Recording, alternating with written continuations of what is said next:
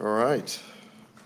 Good afternoon, everyone. It's a real honor to be here, to be invited to Capitol Hill here to speak alongside such distinguished leaders from both the House and the Senate. I want to thank Chairman Tim Scott, Chairman French Hill, Chairman John Boozman, and Chairman G.T. Thompson. So thank you all for your leadership and commitment to addressing some of the most important opportunities of our time in ensuring that the U.S. remains at the forefront of innovation and digital assets.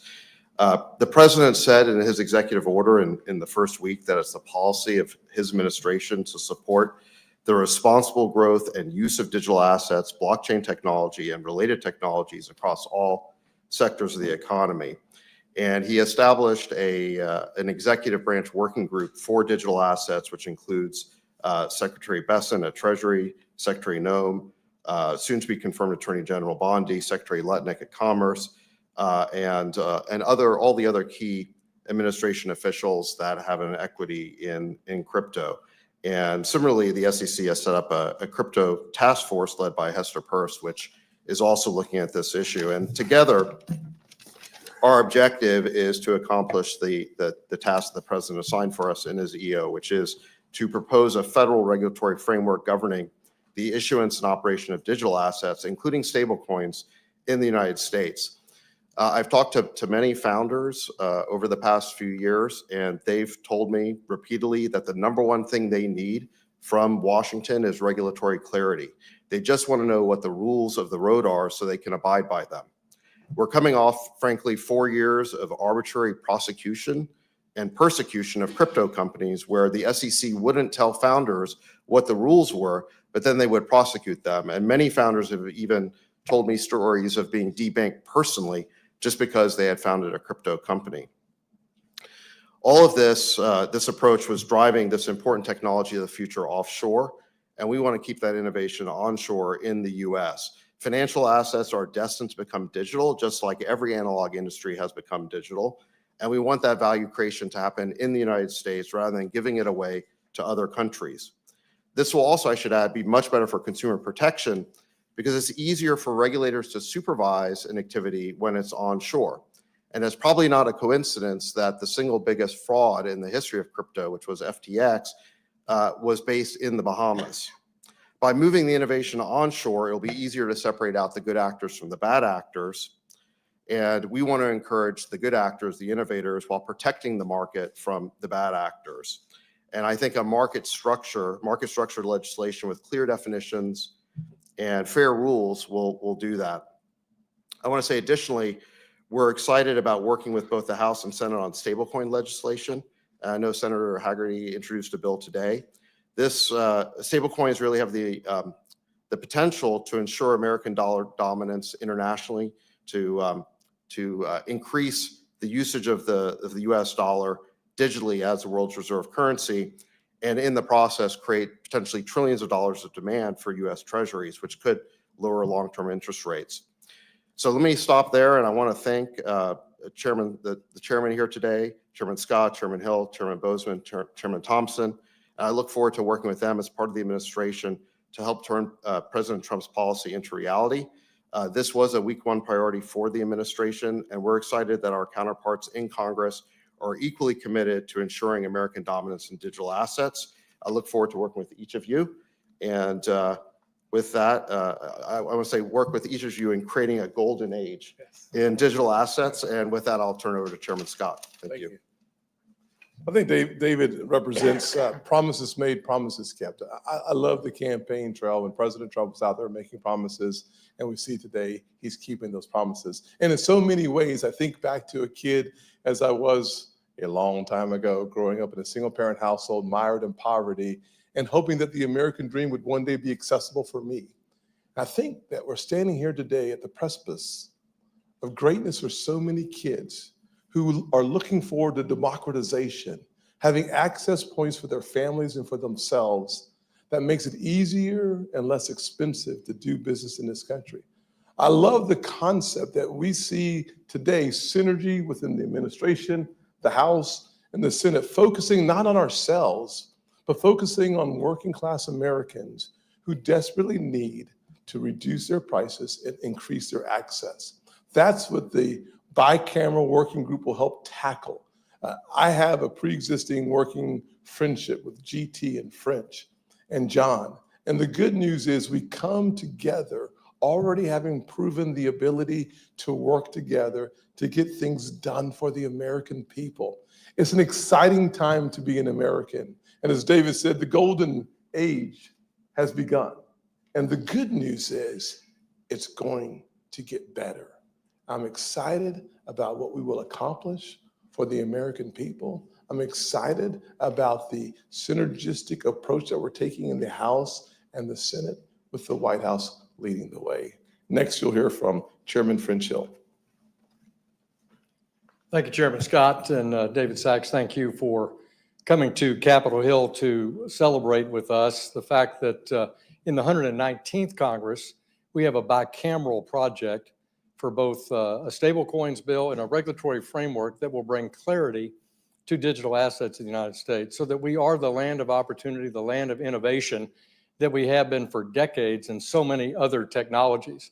We don't want to be behind in financial technology and digital assets in the United States, but our innovators, as David Sachs reported, need clarity. They need to know what the rules of the road are, and that's why I'm excited to be here today to share this announcement that we're forming a working group on a bicameral basis between the House Financial Services Committee, the Senate Banking Committee, the House Agriculture Committee, and the Senate Agriculture Committee to make progress on that clarity for a regulatory framework and to create and structure a stablecoins bill that will lend itself to advancing America as the reserve currency of the world.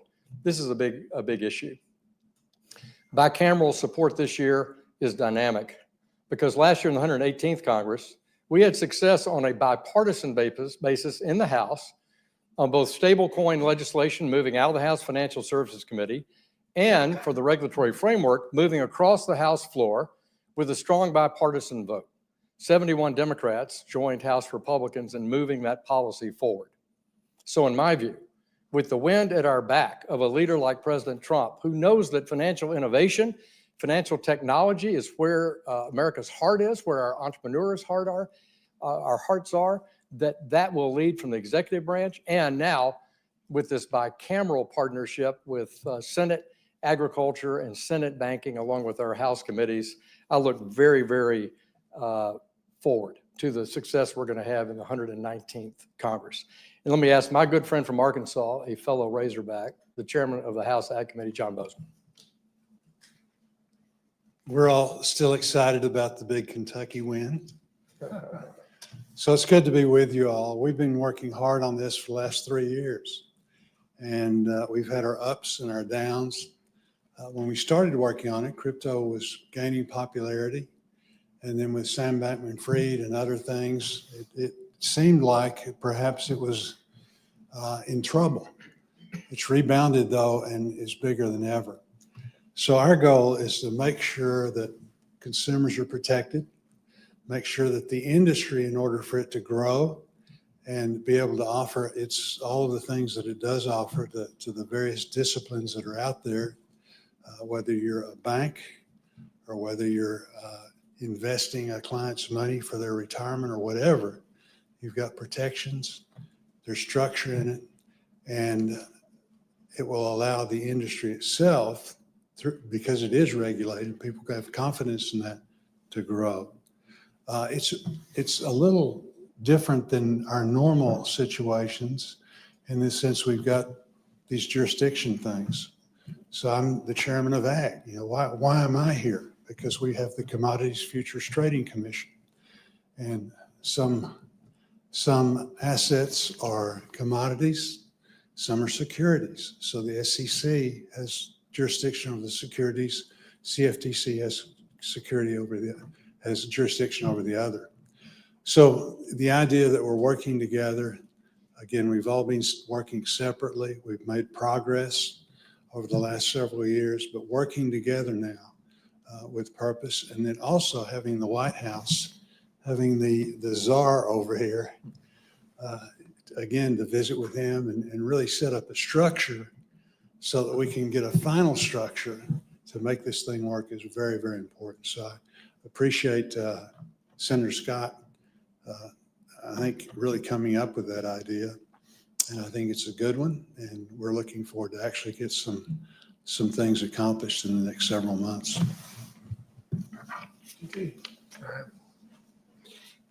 Good afternoon, everyone. I'm Congressman G.T. Thompson, Chair of the House Agriculture Committee. And this is what we're doing today is sort of the next step and what will be a milestone, which will be a great accomplishment for our country. You know, America really was a leader when it came to Internet 1.0, right? It was the Internet of knowledge. And the Internet 2.0, again, it was America that led that for the world, not just for our citizens, but for the world. And that was the Internet of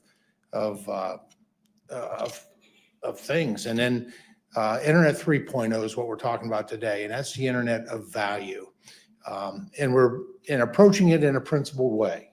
You know, my colleagues here mentioned a couple of those. Number one, do no harm. You know, protect consumers, provide that regulatory structure, that certainty, both for the industry, but quite frankly for the consumers as well. And secondly is foster innovation, because the opportunities are just really are unimaginable. Well, what I believe is that whatever's over the horizon is going to be very, very exciting. So I'm really, well, first of all, just very thankful to President Trump for his historic efforts to bring regulatory clarity to the digital assets markets. His leadership with the work that David Sachs is going to lead on his behalf is going to be a game changer for American competitiveness in the global race to build the new economy. The president could not have picked a better person to helm his AI and digital asset efforts. David brings a wealth of experience in exploring new technologies and building successful businesses to this new role. You know, we've had great conversations, and I know that he is laser focused on bringing certainty to digital asset markets. I want to congratulate my friend, Chairman French Hill. He is the right man to lead the Financial Services Committee in the House at this moment, in this time. And he's a great partner and the type of leader that we need to advance this issue. We worked incredibly well last Congress together alongside Patrick McHenry, and I'm excited to build on that work together. I also want to congratulate our newly elevated Senate colleagues, Chairman Boozman and Chairman Scott. Perhaps there's no one more pleased than me to be able to say Chairman Boozman. John and Tim and their members are going to bring a wealth of talent and expertise to this discussion from the Senate majority. We did incredible work in the House last Congress in the 118th, and I'm proud of the efforts that went into our historic vote on Fit 21.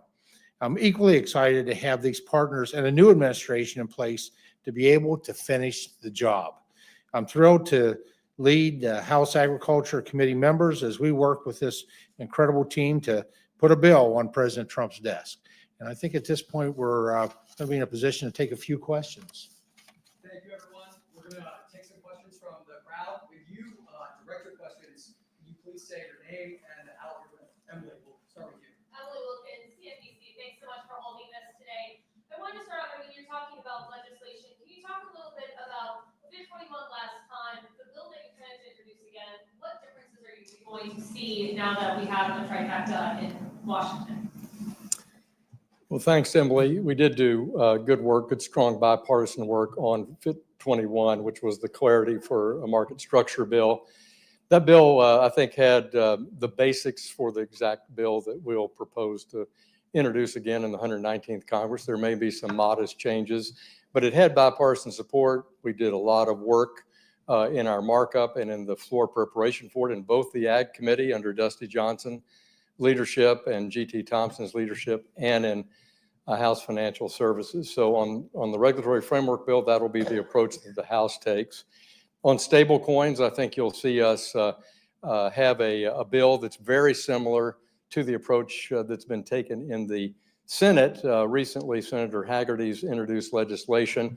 That bill was closer to the original proposal that Patrick McHenry put in place early in the 118th Congress, and I think you'll see the House expose a draft for stable coins, it would be similar to the approach taken by Senator Haggerty. But let me ask GT or to comment or Tim.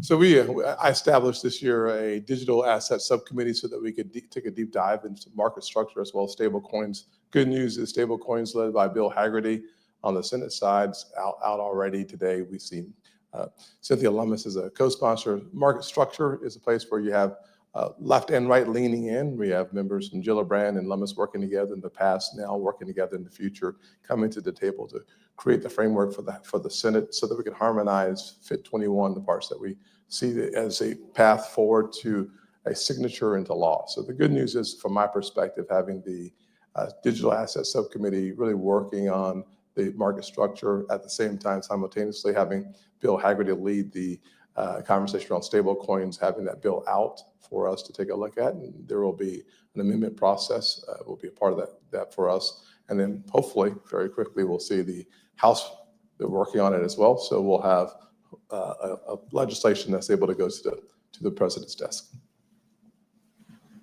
Let me just say, I'm very proud of the work that we did in 118th with Fit 21.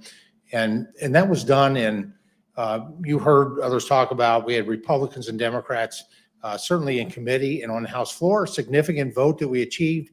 But I like to say we achieved that in a tripartisan way. We worked in bringing the industry, bringing key stakeholders to the table.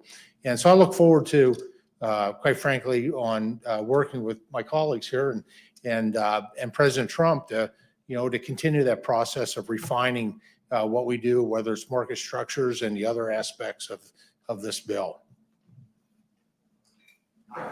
Brendan Peterson with Punchbowl News. I wanted to ask if you all are thinking about making changes to anti-money laundering law as a part of this push, given the concerns we've heard about banking, the crypto sector, and beyond, and the broader concerns about money transmitter licenses and the sensitivities of AML.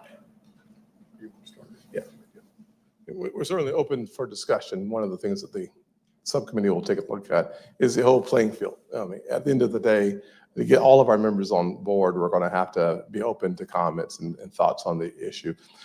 I think we're in a good place. The Bank Secrecy Act is something that we've discussed with the other side. They have a focus on it. I think that the broader conversation should not be about digital assets alone. It's about bad actors doing bad things by any means necessary. And so having that conversation from a panoramic view and not simply from an digital asset perspective is going to be important for us to get to the end of that conversation.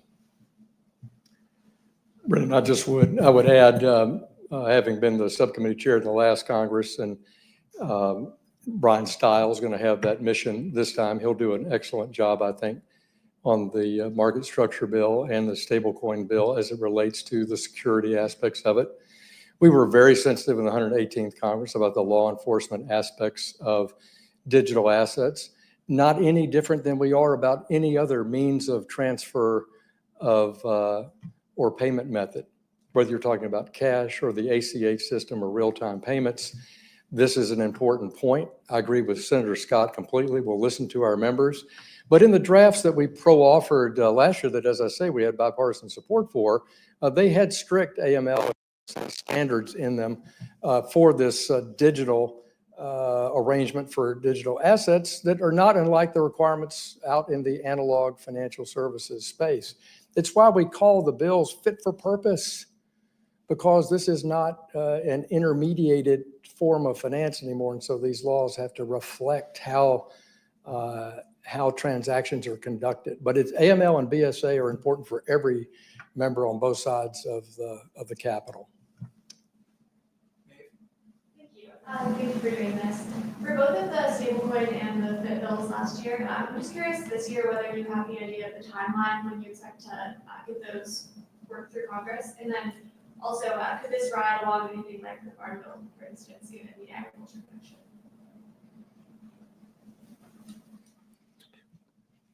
Well, we have to work on getting the Farm Bill. And we're going to do that.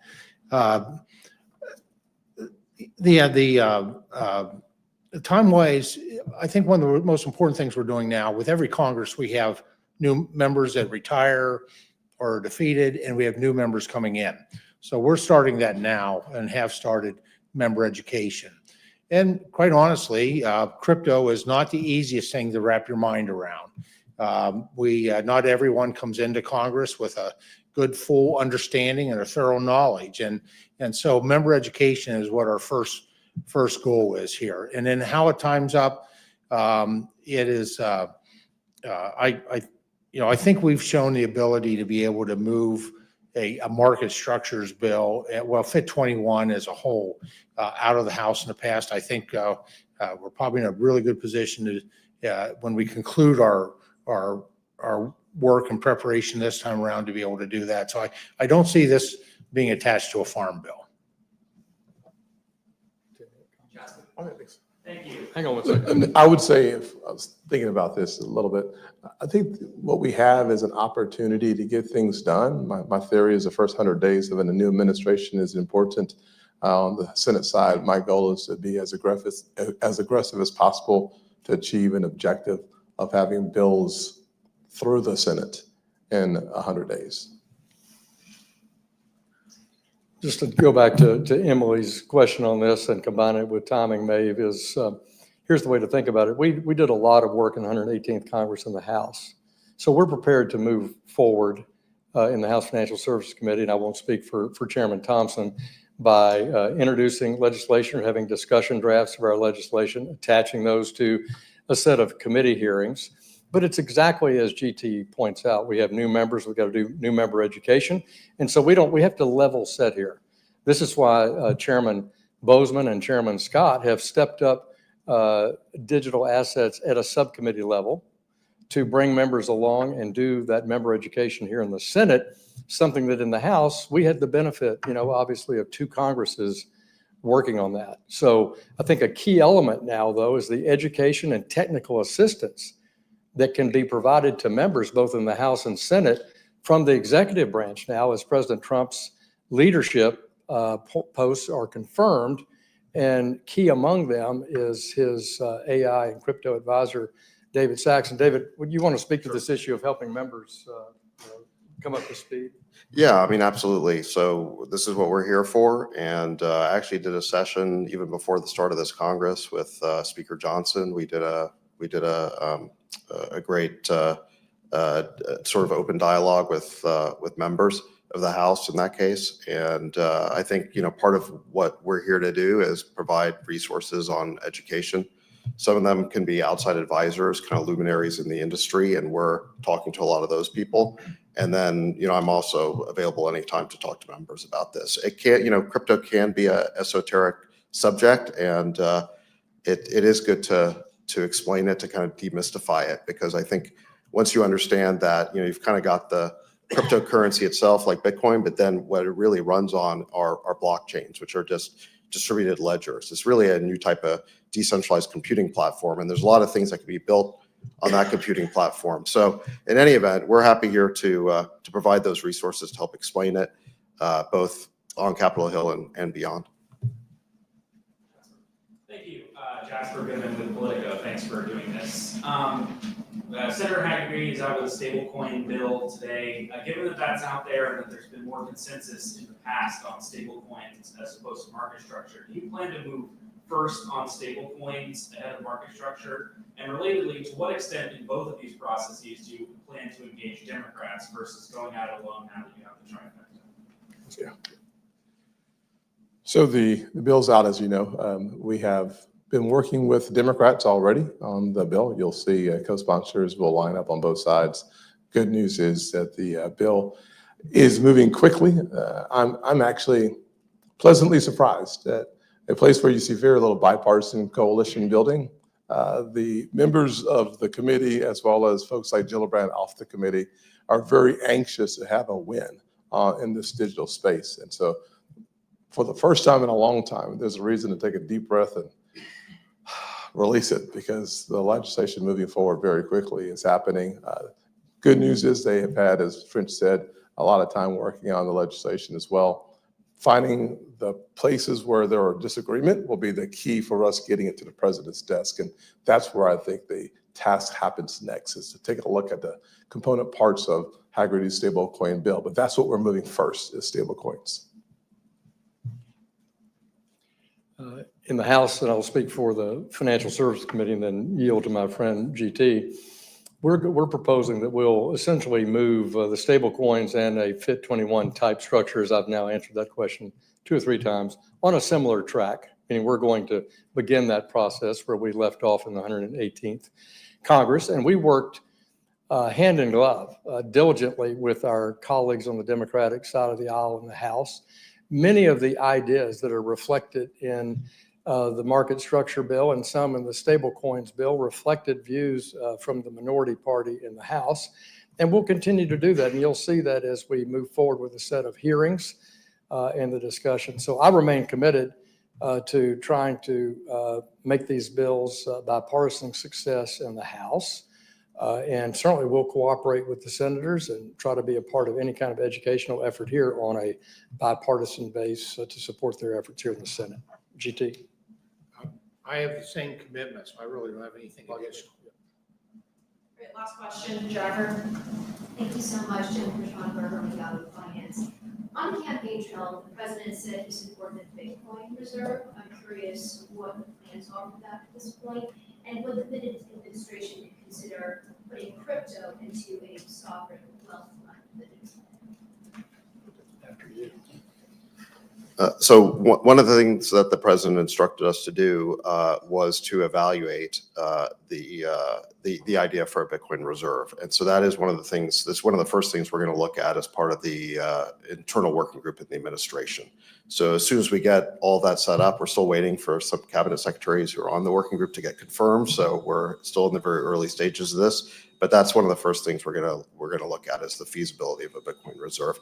I think the concept of the sovereign wealth fund is a little separate, and you'd have to talk to Secretary Lutnick, or soon to be Secretary Lutnick, about that. Thank you all very much.